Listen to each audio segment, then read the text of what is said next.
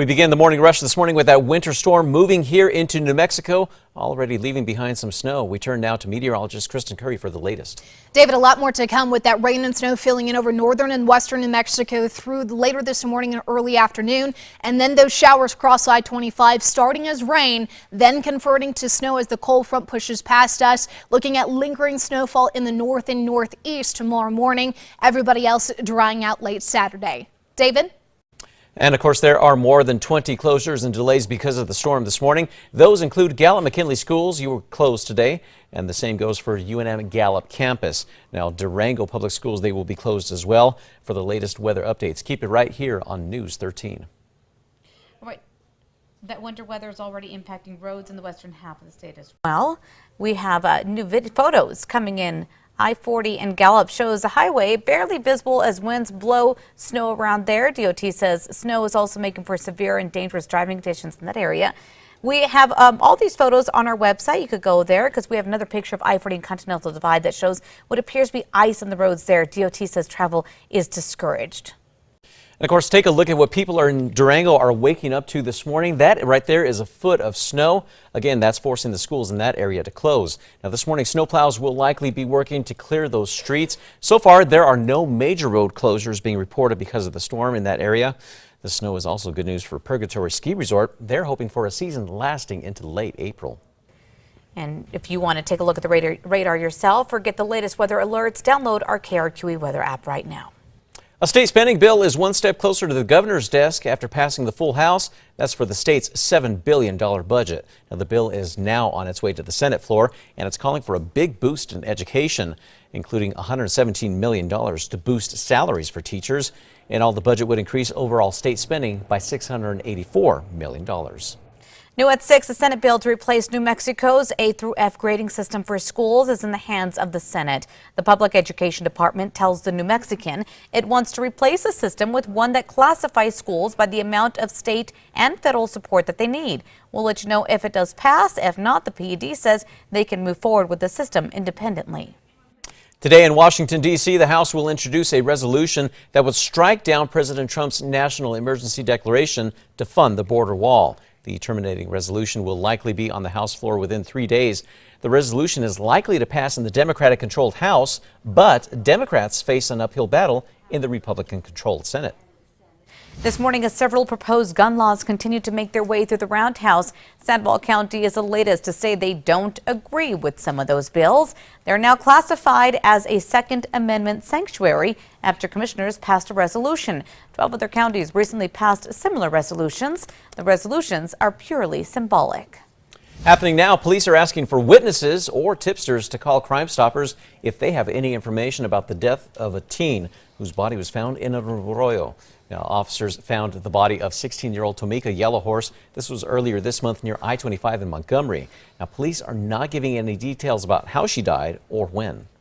All right, take a look at your TV screens here this morning. APD is searching for 3 missing endangered runaways. They're all right behind me. Let's take a closer look here. Police are looking for 16-year-old Dion Collodi, 15-year-old Autumn Bailey, and 15-year-old David Kirk Pete. Police say the girls were last seen Wednesday night getting into possibly a gray Chevy Malibu. Dion's mother believes the trio may be in the Los Lunas area.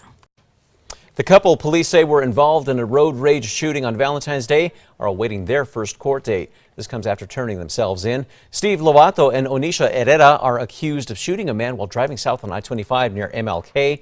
Meanwhile, investigators are still looking for the driver of a car involved in a separate shooting. This one took place near Carlisle and Cutler. Kristen.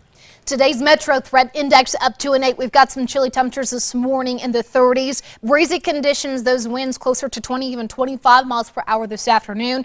And of course, those showers working in later this afternoon into this evening, likely to start as rain before converting to snow later on tonight. David? Well, the Oscars are this Sunday, and an Albuquerque motel has ties to a nominated film. During segregation in America, the Green Book guided African-American travelers to places where they were welcome to stay. Now, the De Anza Hotel here in Albuquerque was one of those places. The film, telling the story of 2 friends traveling out west, is up for Best Picture. Starting in the fall of 2019, UNM will be launching a new pilot program called Pet Permitted Residence Hall Communities.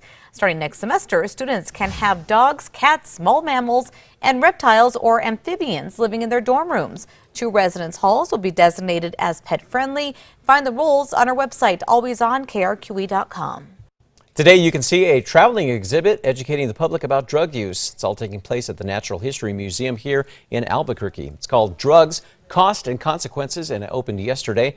The interactive exhibit created by the DEA is designed to help families ease into conversations about drug use. You can catch it all the way up until September 30th. Kristen. Stopping up for a check on your Friday morning commute. Pretty light out there. No major crashes or tie-ups to warn you about at this hour. And looking outside of the Big Eye, things seem to be moving at the posted speeds.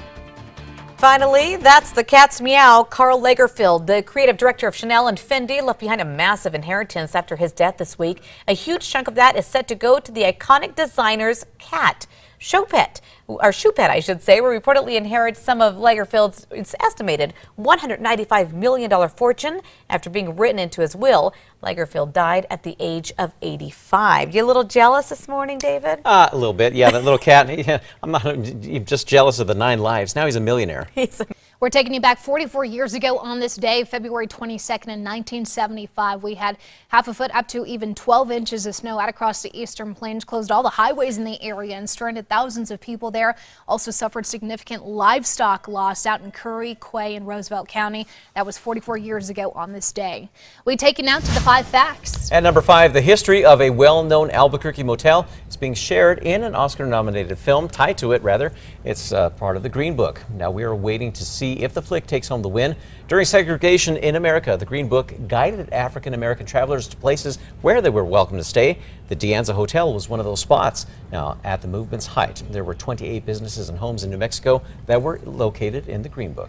Number 4 now, Sandoval County is now being dubbed a Second Amendment sanctuary, saying officials don't agree with some of the proposed gun laws that continue making their way through the roundhouse, like requiring background checks on all gun sales. 12 other counties recently passed similar resolutions. At number 3 this morning, another big move in the roundhouse. A $7 billion budget is on its way to the Senate floor. Last night, the House floor passed the multi-billion-dollar budget. It calls for a $117 million boost to teacher salaries and more than $300 million for statewide road construction and repairs. In all, the budget would increase the overall state spending by about $684 million. Number 2 now, the couple police were involved in a road rage shooting on Valentine's Day are waking up behind bars. Steve Lovato and Onisha Herrera turned themselves in yesterday. They're accused of shooting a man in both legs while driving south on I-25 near MLK after that man made a gesture towards them. At number 1, looking at a winter storm crossing the state today. Rain and snow showers filling in over northern and western New Mexico for the first half of the day. Later this afternoon and evening, Albuquerque, central New Mexico, and eastern New Mexico gets in on the rain and snow. Breezy to windy conditions for the next 2 days. Temperatures will be in the 40s this weekend. Finally, some sunshine and eventually those above average temperatures coming in early next week.